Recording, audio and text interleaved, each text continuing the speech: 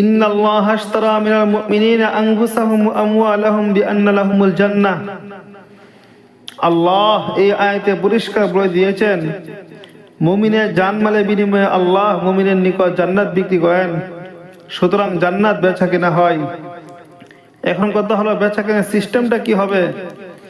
এই ব্যাপারে মুফাসসিরিনে কিরাম লিখেছেন, আল্লাহ যতগুলো মানুষ সৃষ্টি করেছেন প্রতিটি মানুষের জন্য জান্নাতে একটা করে বাড়ি বরাদ্দ করেছেন। এমন একটা মানুষ দুনিয়াতে আল্লাহ সৃষ্টি করেননি যার জন্য জান্নাতে কোনো বাড়ি বরাদ্দ করেননি। নমরুদ নামে একজন মানুষ সৃষ্টি করেছিলেন, তার জন্য জান্নাতে একটা বাড়ি বরাদ্দ করেছেন। ফেরাউন নামে আল্লাহ তাআলা একজন মানুষ সৃষ্টি করেছেন, তার জন্য জান্নাতে একটা বাড়ি বরাদ্দ করেছেন।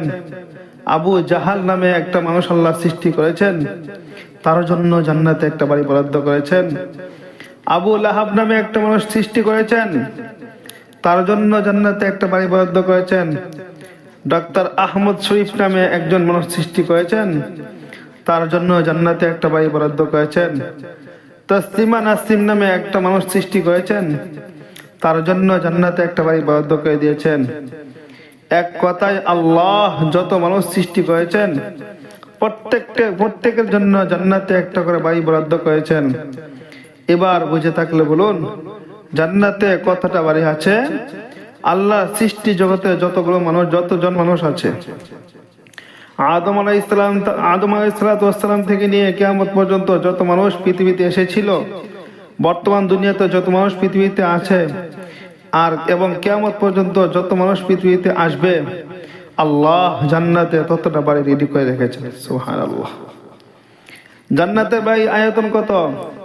এক হাদিসের হযরত রাসূল করিম সাল্লাল্লাহু আলাইহি ওয়াসাল্লাম বলেন, জান্নাতের এই বিশাল এরিয়ার মধ্যে যে বাড়িটা সবচেয়ে ছোট হবে, এর চেয়ে ছোট আর কোনো বাড়ি জান্নাতে নেই। সেই বাড়িটার আয়তন হবে 10টা পৃথিবীর সমান। এর চেয়ে আর কোনো ছোট বাড়ি জান্নাতে নেই। ধরেন আপনারা যারা এখানে বসা আছেন, এর মধ্যে একজন লোক যদি এমন থাকেন যে আপনি জান্নাতের সবচেয়ে ছোট বাড়িতে পাবেন, তাহলে আপনার বাড়িটার আয়তন হবে 10 পৃথিবীর সমান। আর অন্য সবগুলো বাড়ি একটার চেয়ে আরেকটা বড়, একটার চেয়ে অন্যটা আরো বড়। এই বাড়িগুলো ফ্রিতে পাওয়া যাবে না। প্রতিটা মানুষের জন্য আল্লাহ জান্নাতে একটা করে বাড়ি তৈরি করার জন্য বিধান করে দিয়েছেন যে এই বাড়িগুলো আমি কাউকে ফ্রিতে দেব না, এই বাড়ি আমার নিকট হতে কিনে নিতে হবে। দুইজন লোক তাদের জন্য জান্নাতে বরাদ্দ করা বাড়ি খরিদ করার পূর্বেই সেখানে চলে গিয়েছিল। আল্লাহ পাক রব্বুল আলামিন তাদেরকে সেখানে বেশি দিন থাকতে দেননি, বের করে দিয়েছেন। তারা হলেন হযরত আদম আলাইহিস সালাম ও হযরত হাওয়া আলাইহিস সালাম। এখন প্রশ্ন হলো, খরিদ না করে উঠতে দিলেন কেন? উঠতে দিয়ে আবার বের করে দিলেন কেন? এই প্রশ্নের মীমাংসা একেবারে পরিষ্কার। সারা দুনিয়ার নাস্তিকেরা বলে এই মুমিন মুসলমান নামের বোকারা কল্পিত জান্নাতে বাড়িগুলো খরিদ করে, তারা অন্ধবিশ্বাস করে। ডাক্তার আহমদ শরীফ বলেছিল, জান্নাতের বিশ্বাস অন্ধবিশ্বাস। এরকম কোন নাস্তিক যেন কোন মুমিনকে দুনিয়াতে জান্নাতের বিশ্বাস অন্ধবিশ্বাস বলতে না পারে। তার ব্যবস্থা আল্লাহ কি চমৎকারভাবে করেছেন। আদম ও হাওয়া আলাইহিস সালাম দুজন সমস্ত দুনিয়ার সকল মানুষের আদি পিতা ও আদি মাতা। তাদের দুজনকে পাঠাবেন দুনিয়াতে পৃথিবীতে সৃষ্টি করার আগেই।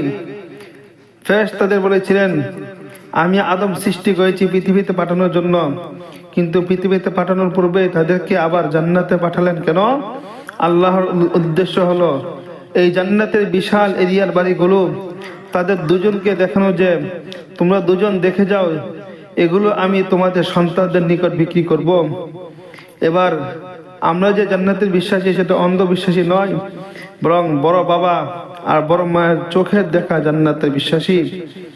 যে বড় বাবা আর বড় মায়ের চোখের দেখা জান্নাতের বিশ্বাসী, আল্লাহর জান্নাত খরিদ করার আগেই দুজন মানুষকে জান্নাতে প্রবেশ করার সুযোগ দিয়ে কিয়ামত পর্যন্ত যত নাস্তিকের দল দুনিয়াতে আসবে, একটা নাস্তিকও যেন কোনো মুসলমানকে অন্ধবিশ্বাস বলতে না পারে, আল্লাহ সে ব্যবস্থা করে দিয়েছেন।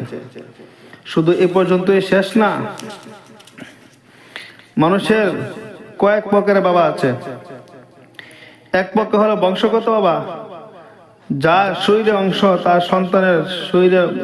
সন্তানের শরীর গঠন হয়, যার শরীরের অংশ দ্বারা তার সন্তানের শরীরে গঠন হয় তাকে বংশগত বাবা বলে।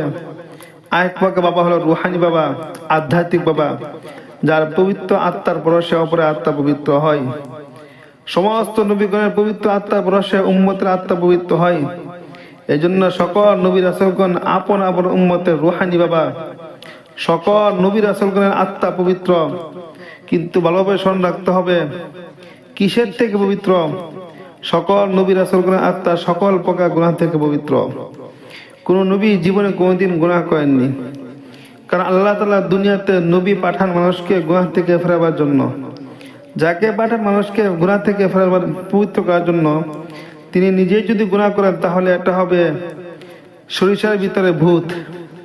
কোন মানুষকে ভূতে ধরলে সরিষা দিয়ে জ্বালে, সরিষা জ্বালায় ভূত ছাড়ে।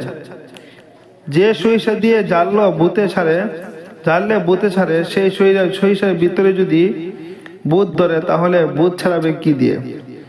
ঠিক তেভাবে যে নবীকে পাঠানোন মানুষকে গুনাহ থেকে ছাড়াবার জন্য, সে নবী নিজে গুনাহ করলে অন্য মানুষকে গুনাহ ছাড়াবে কে?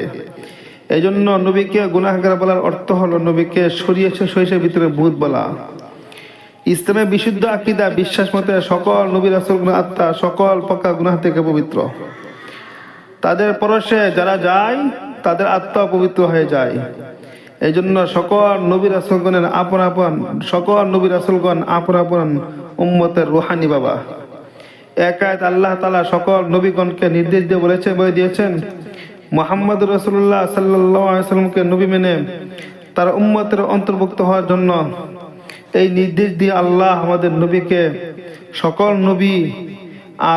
নবীকে আমাদের নবীর উম্মতের অন্তর্ভুক্ত করে দিয়েছেন।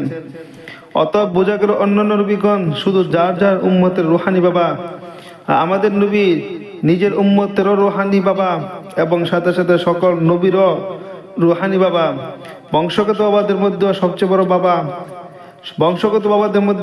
বড় বাবা হলেন আদম, আর রুহানি বাবাদের মধ্যে সবচেয়ে বড় বাবা হলেন হযরত নবী মুহাম্মদ রাসূলুল্লাহ সাল্লাল্লাহু আলাইহি ওয়াসাল্লাম।